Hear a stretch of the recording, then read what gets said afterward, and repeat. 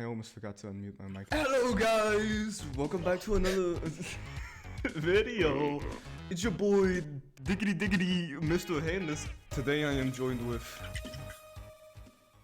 Hi. Hi. That's his name, guys. Hi, don't forget it. Here is part 1. I guess he does one for every row, every 10 charms. Now, we know that I am a messiah when it comes to balancing. This is a fact. You can look it up on Wikipedia. Editor put in the Wikipedia page titled Messiah of Balancing. You'll see a screenshot of me. Let's see what this dude has to say. Concealed behind the amazing world building, smooth gameplay, and beautiful aesthetics lies a grim fact that none of us like to admit. Hollow Knight is an unbalanced mess. What you're looking at right now is one of the most elegantly designed character customization systems in all of gaming. Freaking 2012 bro, editor put in a 2012 style intro. Easy go.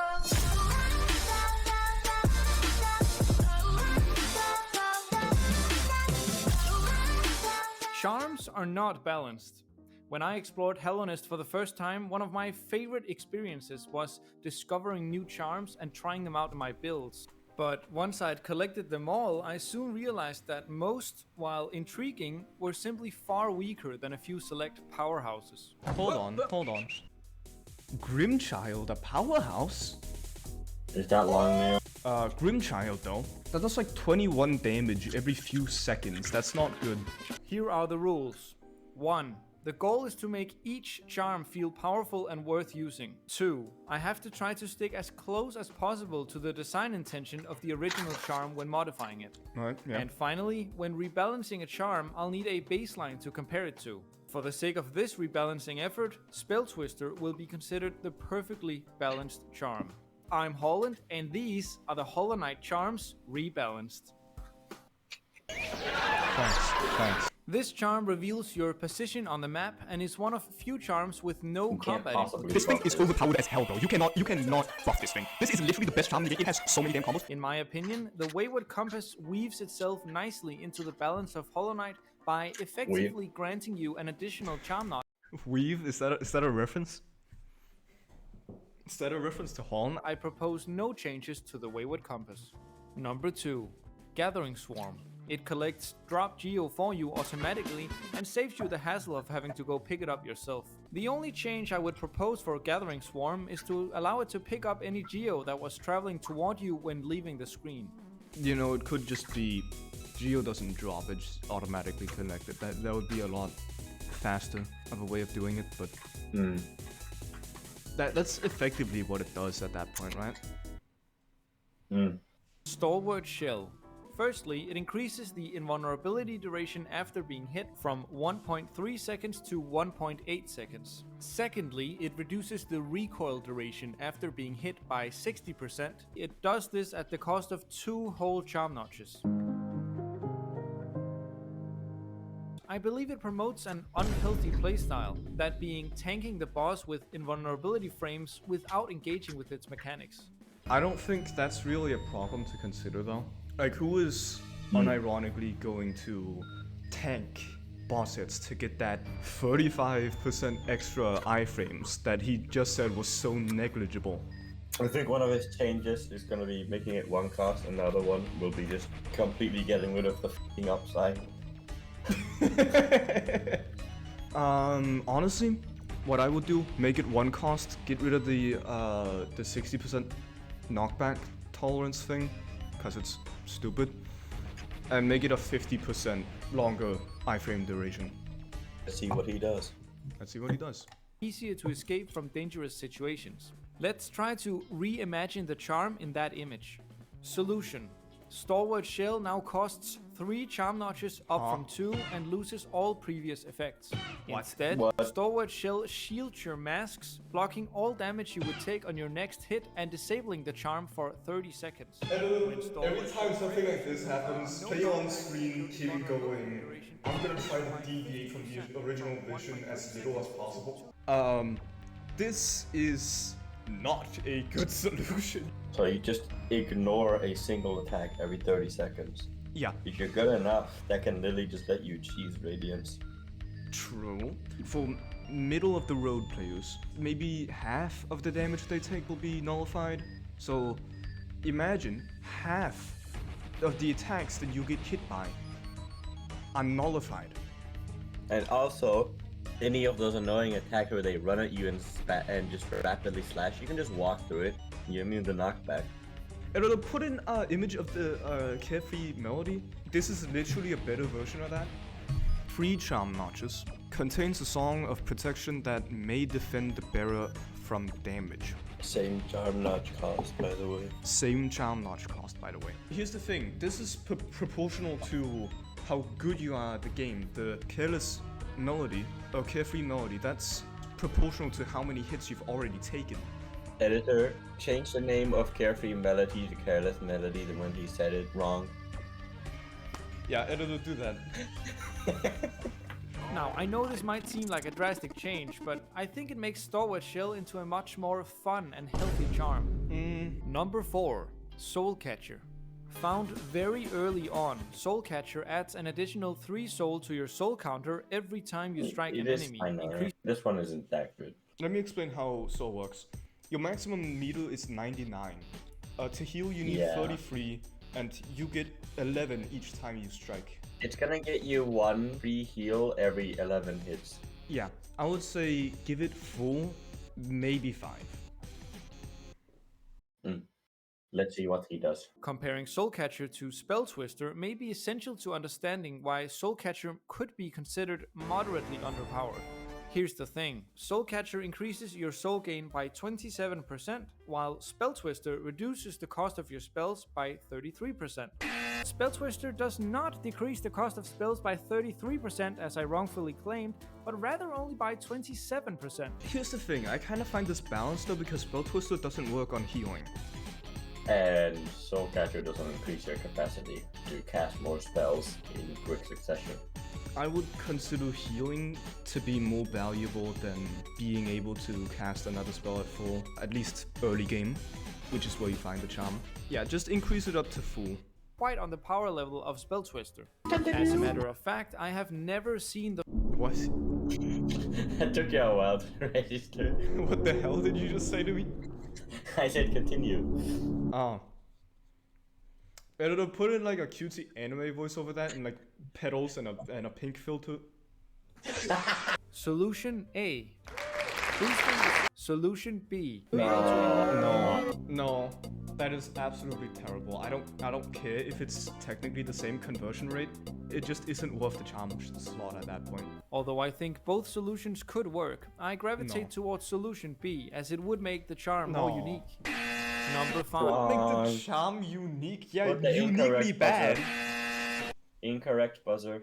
Editor, add the loud incorrect buzzer like 30 times a second. Shaman Stone. Please do not punish the speedrunners, bro. They've already gone through enough. They already went through enough of 2 damn nerfs on the damn Fluke Nest charm. Whatever it was called. Fluke Nest. It was literally just called Fluke Nest. Can you like replace its name with Fluke Nest charm? It feels strong to use, yet at the same time does cost a whole 3 charm notches. With that said, I still think Shaman Stone should be nerfed to provide space for other charms to take the spotlight. The increases are quite inconsistent, however. I've personally heard the number 50% thrown around quite a lot, but according to the wiki, the charm actually increases the damage of each spell by a separate amount, from 33% all the way to 51%. Solution.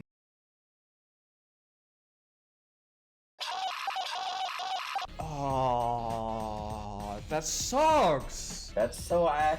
I agree with simplifying it, but at least make it like a 45 or something. If you're gonna make it 25, at least do 2 charms. I'd take the fucking soul charm over this. Yeah! As somebody who speedrun this, have a lovely day, exquisite sir. Editor, replace my screaming fit there with like... Connection terminated. Replace it with like me saying, have a lovely day, exquisite sir. With British music.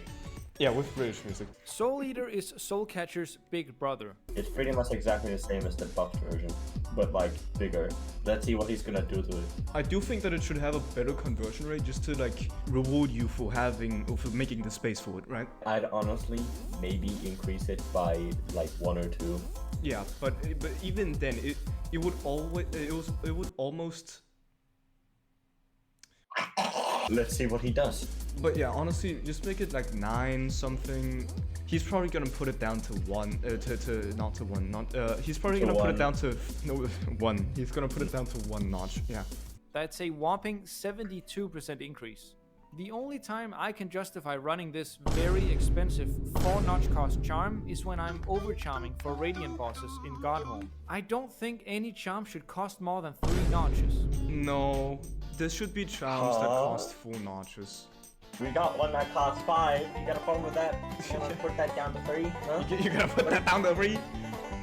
He probably is. He's probably gonna put it down to 2 just because of the effect. Nah, 1. Now 1. You know, we probably spent 3 times the amount of time this video has been playing, just talking. Yeah. Probably get back to it. When a charm costs a lot, you need to be dedicated to it. You need to be loyal to it. And that is a way of building structure within the charms. Anyway. Higher Let's than see 3 what he's simply got. limit your build options too much, and more than that, they prove extremely tough to balance with overcharming in the game. Solution A. He's gonna have it again. Probably. Here's the thing though. He said that it was a 72% increase for the 4 notches. If you have that down to 2 notches, it would be 36% increase, which is more than the Spell Twister. So really, it would be overpowered using that logic. Solution Let's D. see what he Soul Eater he now does. costs only 3 charm notches, down from 4. That's a worse conversion rate though, from the proposed. From the buffed version, yeah. I prefer option A. Because of the issue with Alright. overcharming, I think solution B is the obvious best choice. Dash Master. It's a Stance Master. This charm is a topic of endless discussion. Should have called it the Dodge Master, am I right? Oh wait, he failed. Dog, you did him dirty. Not based on its viability in gameplay, mind you, but rather on whether or not it's a reference to a certain indie game character. It reduces the cooldown of your dash by 33%, and in my opinion, it does its job well. However, for combat, I rarely see it used.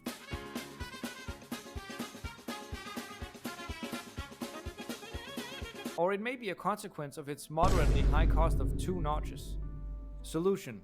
Dash Master now costs only 1 charm notch, down from 2. That's too much. If you're gonna do that, make it 20% like Sprint Master here. No, actually, now that I think about it, maybe like for dashing cooldown, 33% isn't actually that much for 1 charm notch. I don't know, 25%, take it or leave it. He's gonna make it a 0 now. He's gonna give it 0 now. Let's see what he does. Sprint Master is a mobility charm. The charm does have potential to be used in combat, although it's not an overwhelmingly popular pick. My original idea was simply to make the speed increase also apply while in the air, but since that may or may not break the game, I'm hesitant to suggest that change. We You just just did. boost the No, he hasn't done it yet. But he just brought it up. He did bring it up, but to make a valid point. solution. Sprint Master now increases your movement speed while on the What he ground does. by 30%. That's fair, but I feel like that also just like multiplies the issue, right? It makes it more polarizing. Oh god, what's he gonna do? The grub song. This charm is given to you by the Grubfather after freeing 10 grubs around Hellonest, and it's often 99 considered one of soul. the better one-cost 99 charms. soul. I suppose the only real issue I can point to is the fact that the charm doesn't scale very well with bosses that deal more than 1 mask of damage. Solution. Grub Song now grants you 15 soul for every mask lost. No. Shouldn't reward you for taking bigger hits. I'm gonna disagree with this for a simple reason. If every single charm had the exact same level of impact, then it would not matter which charms you put on. If all of them have the same impact, none of them have an impact. Exactly, and that is the same philosophy I'm using on this. How many grubs are there? I thought of something. I think there's 36 grubs in the game. It could do 1 soul per 2 grubs save. You know, that would require a lot of grinding to make it even close to it as good as it is now. It would, but you wanna do grubs anyway at some point, right? No, not really. Is that long nail? I don't think it needs changes. I think it's perfectly fine the way it is. Grubberfly's Elegy. As long as you are at full health, you will fire a projectile when striking with the nail, dealing 50% of the nail's damage. There are a few changes I would like to make. Grubberfly's Elegy no longer deactivates when you're not at full health, but instead deals more damage the more health you have.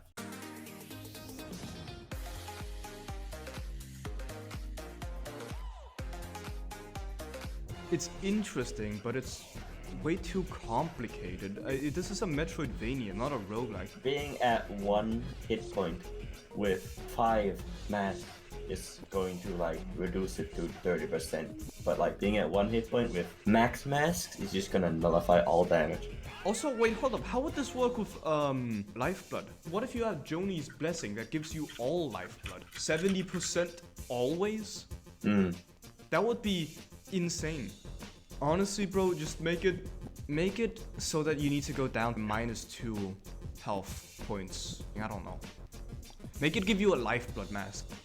That could be cool. That could be cool. Give it a lifeblood mask as a buffer.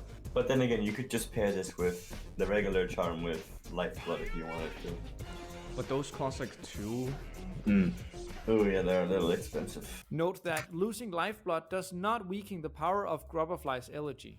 Yeah. Additionally, beams shot from the Grubberfly's Elegy now apply knockback to the player. On hazards, I see that working. On hazards, on like spikes and such. Yeah, then it could be kind of fun, but it could also sequence break. I'm worried about the combat of it. Just put the single lifeblood mask in the fries though, bro. We should just give Hollow Knight that weapon in this image. What is that? What? It's a 50 caliber open carry pistol. What is that? What? And finally, when used in conjunction with Mark of Pride and or Long Nail, the beams fired by the Elegy should go further as well as getting wider. And that's how far we're gonna get. Okay, I like the idea of it getting wider. And yeah, combos, yeah, okay. Anyways, there's 2 more videos on this. Oh dear god.